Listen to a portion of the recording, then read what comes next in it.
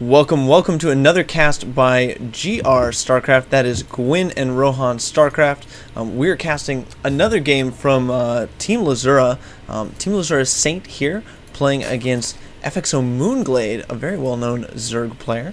Had a little bit of success over in Korea, but we're jumping straight into this game on Shakur's Plateau. Yeah, and for those of you who want to follow us, you can check us out at twitter.com/GRStarcraft, one word. And we'd be loving to hear you guys' tweets and open to feedback and all kinds of suggestions. And plus, you get a chance to just see, because we're going to be doing a lot of games and we got tournaments coming up. So we give you guys a chance to follow us and give us some advice. So we're going to jump right into this game, as Gwyn just mentioned. This is a map that Protoss likes to fast expand on, and I do believe that's what we're going to see, Gwyn. We do have a forward pylon out here. It certainly does look that way. Looks like we will be seeing that fast expand, pylon on the low ground. I really like this move by Saint on this map, especially. There's some maps like Metalopolis where holding that fast expand is really difficult to do. There's just so much surface area for a Zerg player to get roaches in. But here on Shakur's Plateau, it is so easy to go Forge, Gateway, or Forge, Gateway, and then another pylon, and just put just one or two cannons back, and it is almost impossible for roaches to be able to push up that ramp and do a lot of damage. I couldn't agree with you more. This, as you just mentioned, this ramp is much more narrow, and you can pretty much wall it off with three strong, kind of baneling-proof buildings, so you really don't have to worry about being baneling busted, and you can keep some cannons in the back just out of roach range. So it is something we see more and more often on this map from Protoss, and it also lets him get an early probe out, make sure he's scouting and denying a hatch. As you can see, there's a pylon down here at oh, and he's actually opting to throw down some cannons. This is interesting. Is going for the cannons. Of course, the pool about to finish for Moonglade. He should be able to get some Zerglings out. I like that Moonglade has delayed his gas, but I think at this point, with cannons going down as natural, he really should have opted to get that gas up. Yeah, because, that's where all his options are. If he's going to try to roach bust this, or if he was even going to try to switch, drop down another hatchery and fast tech maybe to a lair. I don't know. I feel like he needs gas. If he does have it going down now, I'm kind of curious to see how he's going to break this. There's actually only one cannon now. He did cancel too, so kind of curious to why he hasn't thrown down his Nexus yet. He's opting to go gate first, so real interesting there. I think what he saw is he saw a lack of, things coming out, a lack of drones pulled to do that, and he assumed some big one-base play, which it looks like we might be seeing here out of Moonglade, throwing down that Roach Warren off one base, opting to skip Zergling speed, doesn't quite have the gas, it looks like, and, he saw the cannons going down and just continued droning. So if we saw, some crazy shenanigans like a one-base Nidus into the base, I wouldn't be surprised. And of course, in those situations, getting that gate up, which allows you to get the core and then warp gate, definitely a better choice. Yeah, and you know what I think we may be seeing here is, I don't know if he's going to expand or not. He's not really banking any minerals. I think he might just drop a cyber core here and maybe just 4-gate behind this. I'm not too sure. He's committing a lot of money to those cannons out there. I really feel like if he doesn't go 4-gate at this point, he's just going to get exposed by something that you just mentioned, like a Nidus Worm or, pretty much maybe even an early drop. I don't know if that's even possible. I guess he could elevator some units down, have them run over to his other overlord and start elevating them in. That's kind of an interesting, complicated strategy, but, you never know. He has run 4 roaches out. He took a huge amount of damage on those roaches, though, as there are, 5 cannons up.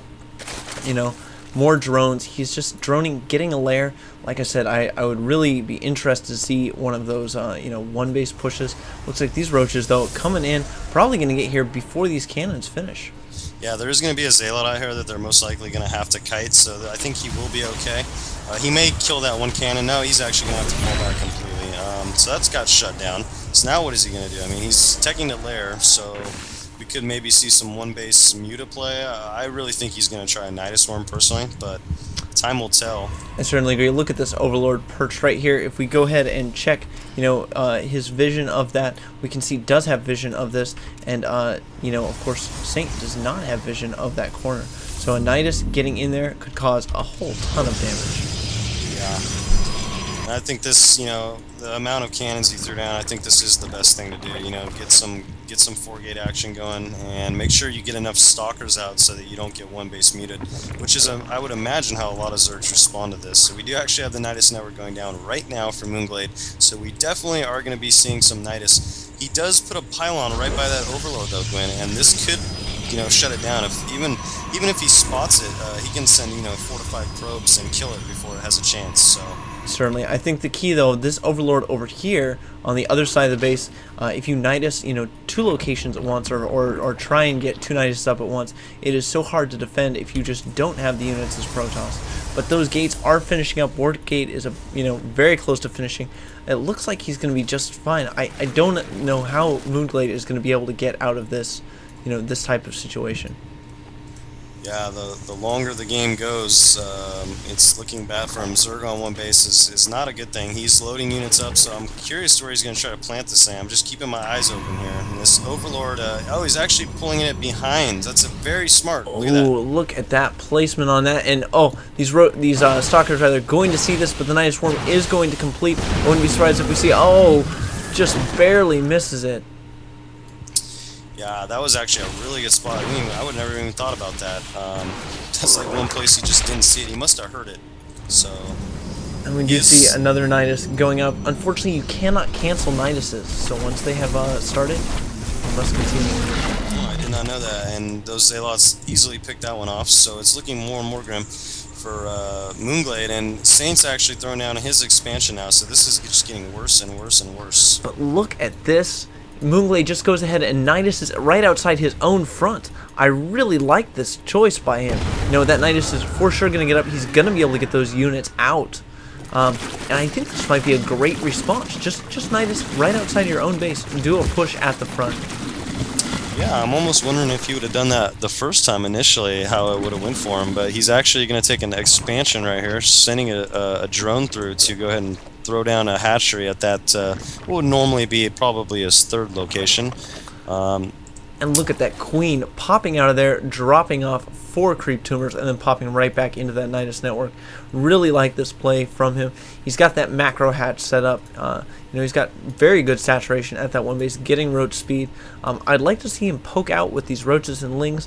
He obviously made them for the attack, which he was not able to execute. But this front, while well defended, if you put a little bit of pressure there, you take Protoss's focus away from everything he wants to do. Yeah, definitely, and he still has a Nidus, so, if he poked at the front with maybe, a couple roaches and then tried to get a Nidus down, and if he could get speedlings in there, he could really abuse the mobility factor of Protoss, which is much less than speedlings running around your base. So. Certainly. Speedlings, obviously very fast, able to slip into these mineral lines, do a ton of damage. Looks like we aren't going to see that, though. I haven't seen a Nidus or a little poke out yet. Would love to see that kind of play, though, of course, out of Moonglade. Just focusing on creep spread right now, which, once he broke out of there, has been quite Gosu. Expansion now up for clarity, spitting out the rest of those, and I believe we're going to see a Nidus transfer of probes, or drones, rather. Yeah, actually, Moonglade got supply capped there for a second. I didn't see if he tried to sack an Ovian to see what was going on, but he definitely was supply capped, so he may have some intel. Let me go and just look at his vision real quick here. And he actually did not sack the Ovian. The Stalkers poached out into this area and sniped it. Oh, very good. Gotcha. So, yeah, looking at the unit tab, it's actually not... Hold on there, Rohans. We do see a warp in here on the side of the cannons. This is one of the huge dangers, of course, and oh my goodness, if those target fire the Nidus Swarm, there is no way he's going to be able to hold this, but fortunately, already has units there, able to get them out, defend that. And this is the danger, of course, of not taking care of this pylon cannon business at your front, is that Protoss can easily just kind of warp in there and push your front. You are split up between those 2 bases. Yeah, that's a pretty smart play, though. Those Zealots, if they could have got in there and unfortunately just picked that off before he maybe could have reacted, those things actually die very quickly. They don't have a lot of health, so... And the sad thing is, I'm pretty sure, and correct me if I'm wrong here, but if you kill it from the actual source, like the Zerg base, not the one in where they tend to put it, it actually, everything in it dies. Is that correct? If a head of the worm is still alive, then no. But if there is no head of the worm and you kill the base of the worm, then yes. Gotcha. That makes sense. we do have quite a few eggs being produced for Zerg.